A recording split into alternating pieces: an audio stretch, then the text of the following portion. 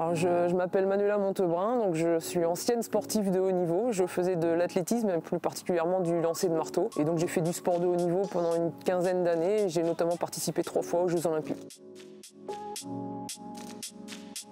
Alors, je me suis pas levée un matin en me disant tiens je vais aller faire du lancer de marteau. Non, j'ai fait une compétition scolaire. Il y a un entraîneur du club du Stade Lavallois Athlétisme qui était présent sur la compétition et qui m'a vu et qui a demandé si je voulais faire de l'athlétisme. Et sur la première compétition, 10 jours après où j'étais sur l'athlétisme, on m'a demandé si je voulais essayer le marteau. Et ça, j'ai hop, record régional et ça a commencé comme ça.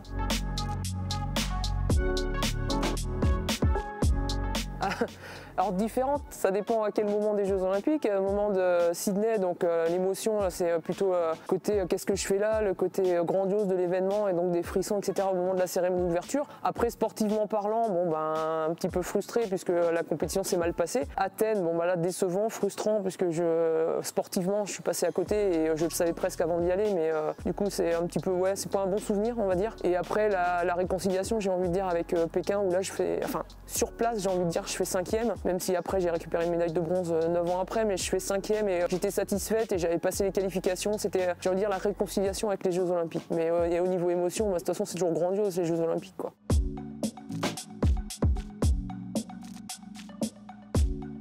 Des anecdotes, non, j'en ai pas forcément. Après, il y avait une petite chose marrante, mais bon, c'était aux Jeux Olympiques de Sydney. Marrante, je sais pas si c'est marrant, mais donc j'étais prête à lancer pour mon premier essai de qualification. Donc première fois, moi j'avais une vingtaine d'années. Je suis née en 79, c'était en 2000. Donc voilà, j'arrive, je me mets dans le cercle, et puis c'est vrai que j'avais mon point de repère visuel qui était à ma droite, donc je regarde, et là qu'est-ce que je vois? C'est le grand écran du stade où il y avait ma tête dessus, quoi. Et là, ça m'a un petit peu, décontenancé, quoi, parce qu'autant quand on est dans un stade, on se dit d'athlétisme, on se dit les gens ils peuvent regarder autre chose. Autant là quand on voit l'écran géant avec sa tête dessus et on se dit c'est nous qu'on voit, là ça m'a un petit peu perturbé. Après il y a eu l'anecdote aussi à Sydney aussi, mais c'est plus un fait sportif où on m'a compté un essai mordu alors que je pense qu'il n'était pas mordu, du coup il y a une histoire de repêchage par repêchage, ça a été un petit peu rocambolesque quoi.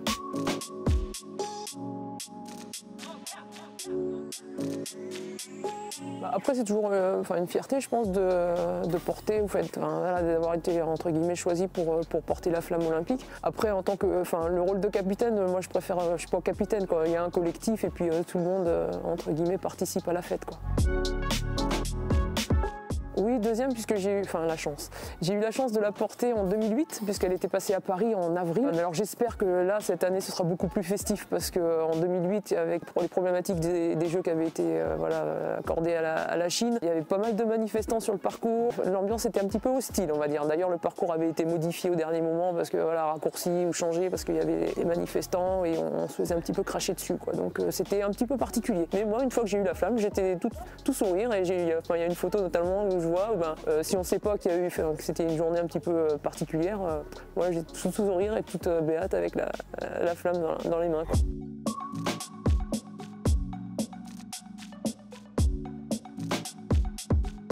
Le rôle, je sais pas. Je viendrai déjà notamment pour l'ouverture, il me semble. Alors, je vais pas dire une bêtise, mais le 26 juillet, j'ai un problème avec les dates. Et puis, pourquoi refuser déjà? Moi, je suis quand même originaire du territoire. Après, Évron, c'est quand même une ville dynamique au niveau sportif. Là, c'est bien d'avoir mis en place ce club 2024. Donc voilà, j'ai envie de dire, qu'est-ce que ça me coûte d'être marraine, quoi. Et puis, ça peut permettre de vivre encore d'autres choses, quoi.